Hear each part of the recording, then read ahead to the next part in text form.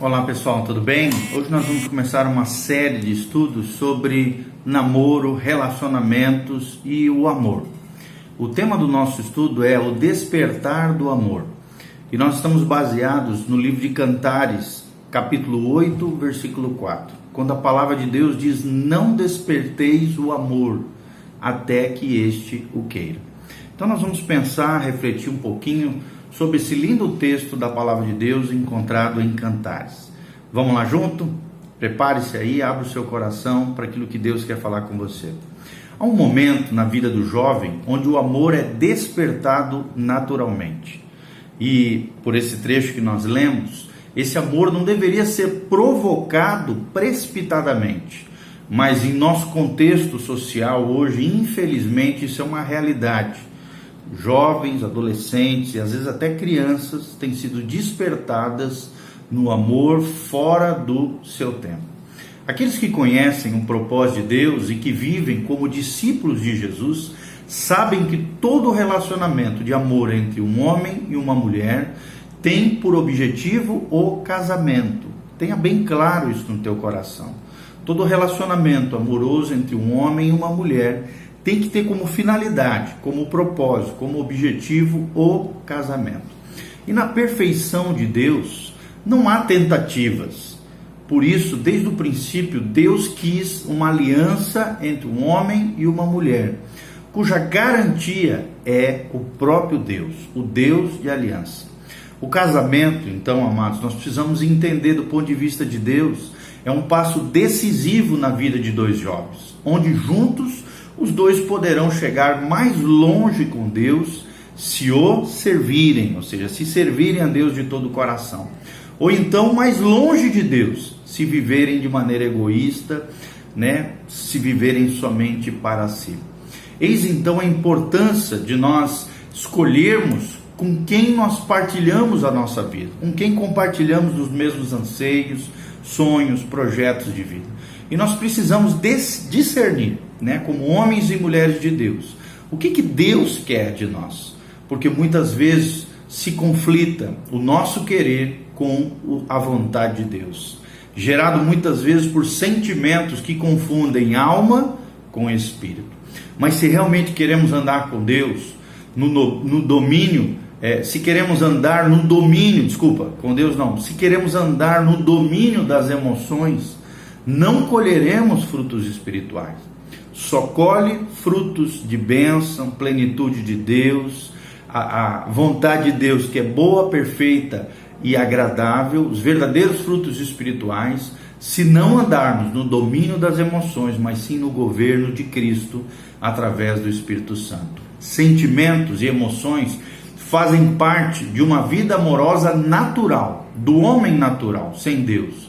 E isso nós percebemos que muitas vezes se tornam passageiros, imutáveis, ou seja, volúveis. Uma hora quer, outra hora não quer, uma hora gosta, outra hora não gosta. Então nós precisamos prestar atenção naquilo que Deus diz na sua palavra. Olha o que Deus diz: como filhos amados, andemos em amor, como também Cristo nos amou e se entregou a si mesmo por nós, como oferta e sacrifício a Deus em aroma suave. Em aroma suave. Efésios 5, de 1 a 2 é o que diz Paulo. E logo em seguida, em Efésios 5, 15 a 17, Paulo diz: não andemos como os nécios, os tolos, lá no Nordeste seriam os abestados, mas sim como os sábios, porque os dias são maus, e por essa razão não nos tornemos insensatos, mas procuremos compreender qual é a vontade do Senhor para cada um de nós. Então essa é a indagação que você precisa responder. Qual é a vontade de Deus para você quanto à sua vida sentimental, sua vida relacional, afetiva, e quanto ao propósito maior, que é uma aliança com um compromisso chamado casamento. Então, diante desse tão importante assunto, na vida dos jovens, são necessários alguns critérios para fazermos uma escolha sábia, uma escolha prudente quanto à nossa vida sentimental. Por exemplo, Paulo diz a Tito, presta atenção no que Paulo diz a Tito: quanto aos moços, de igual modo, Paulo diz a Tito, exorta-os para que em todas as coisas sejam criteriosos. Tito, capítulo 2, versículo 6. A palavra criteriosos no original sugere pensar, escolher com uma mente nova, uma mente transformada, uma mente regenerada pelo Espírito Santo de Deus. O casamento, preste atenção, certamente é uma das decisões na vida onde os jovens precisam ser orientados, ajudados, mentoreados. E o nosso guia principal, é claro, não são os homens, é o próprio Espírito Santo. É a palavra de Deus, que temos como nosso princípio, como sua verdade absoluta, sua verdade suprema. Então, usando esse critério da verdade de Deus, nós seremos conduzidos para a vontade de Deus. Lembrando sempre que a vontade de Deus é boa, perfeita e agradável, conforme Romanos capítulo 12, versículo 2. Olha o que diz João também 13:17. Se sabem estas coisas, bem-aventurados serão se a praticarem. Ou seja, quanto mais nós soubermos da palavra de Deus e aquilo que Deus revelou quanto à sua vontade, através das Escrituras, se sabermos isso, colocarmos em prática, seremos bem-aventurados. Se praticarmos aquilo que Deus diz na sua palavra. E claro, nós como pastores, nós também precisamos exortar a que os nossos jovens, adolescentes, escolham de maneira consciente com quem se casar e tendo nesse processo uma conduta de um relacionamento puro, santo, separado, consagrado ao Senhor até essa data tão linda que é o casamento. Casamento, eu adoro fazer casamento, realizar cerimônias de casamento, é algo lindo, é algo tremendo, é algo que Deus realmente sonhou para nós. Mas não podemos errar nessa decisão do nosso casamento ou com quem nós nos relacionamos, tendo como propósito final uma aliança de casamento.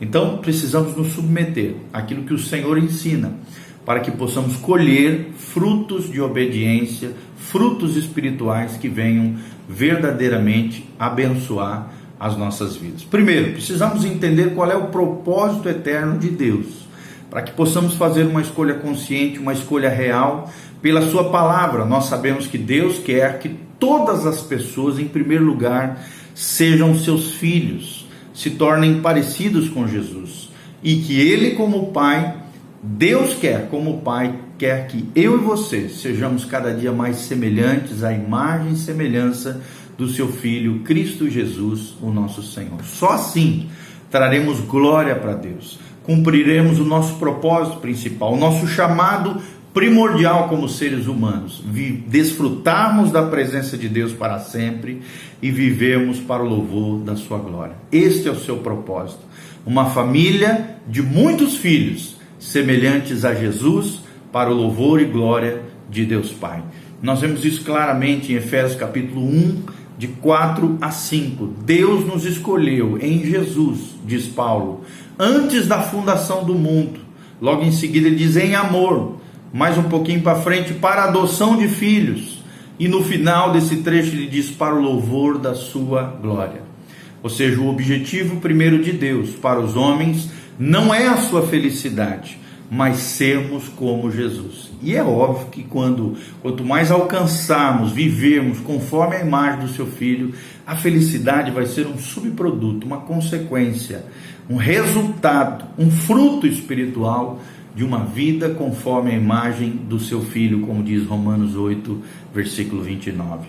Só alcançamos a verdadeira felicidade quando alcançarmos o propósito de Deus para as nossas vidas.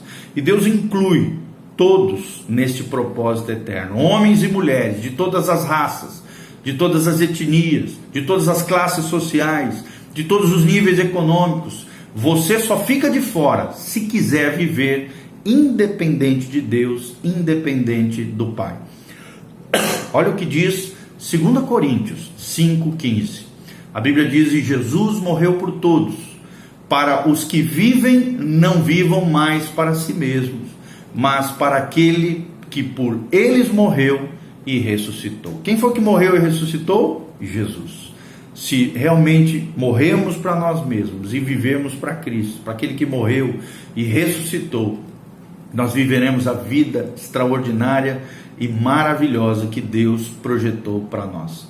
Então, se recebemos a Jesus como nosso Senhor, crendo nele como Senhor e Salvador da nossa vida, estamos incluídos nesse propósito de Deus, fazendo parte da sua família, e seremos então discípulos de Jesus e viveremos para Ele, viveremos para Cristo. Como diz Paulo, já não vivo mais eu, mas Cristo vive em mim. E olha o que diz o salmista no Salmo 37, versículo 5.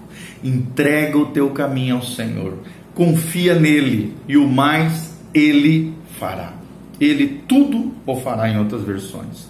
Assim, todos os meus planos, todos os meus alvos e os seus também, queridos, projetos precisam ser colocados diante do Senhor da nossa vida, para que tudo concorra para o seu supremo propósito, e o tempo de todas as coisas será determinado por Ele. E isso também inclui o casamento, que é, a meu ver, a segunda decisão mais importante que um ser humano toma nessa vida. Primeiro é receber Jesus como Senhor e Salvador da sua vida. É isso que muda a nossa história, é isso que muda a nossa eternidade, que nos tira do inferno e nos coloca no reino de Deus, no reino de Cristo. Segunda decisão mais importante é com quem nos casamos. E andar ansioso, longe de Deus, não vale a pena. Andar ansioso, agoniado, afobado, pulando de galho em galho, de relacionamento em relacionamento, sem esse entendimento do propósito de Deus, sem essa confiança no Senhor, ansiedade é falta de confiança em Deus. Não caia nessa. Olha o que diz 1 Pedro 5,7, lançando sobre ele, 1 Pedro 5,7, lançando sobre ele toda a nossa ansiedade, porque ele tem cuidado de nós. Deus vai cuidar de você. A sua vida afetiva, se você estiver em Cristo, colocando a sua fé, a sua confiança, tendo paciência em Deus, Deus vai cuidar de você. Lance a sua ansiedade, os seus medos, as suas preocupações sobre Ele, diz a palavra em 1 Pedro 5,7, porque Ele tem cuidado de nós. Da mesma maneira com relação ao casamento, o casamento foi instituído por Deus. Por isso o Senhor quer mostrar a cada discípulo de Jesus a sua vontade de forma específica, peculiar, especial. Precisamos conhecer o que Deus quer do casamento e quais são os princípios revelados em sua palavra. E certamente o reino de Deus tem princípios, tem valores bem diferentes daqueles que são determinados por esse mundo, esse cosmos que jaz do maligno, esse mundo sem Deus. Olha o que diz o Salmo 1, versículo 1, na parte A. Bem-aventurado o homem que não anda nos conselhos dos ímpios. Então, não seja levado pela influência externa de pessoas mundanas, carnais, que não têm compromisso com Deus, que não conhecem a vontade de Deus, que se deixam levar pelos sentimentos, pelas emoções. Mas aprenda quais são os princípios de Deus, confie em Deus e viva uma vida que agrada o Senhor. Então agora nós vamos ver quais são os princípios de Deus para o casamento.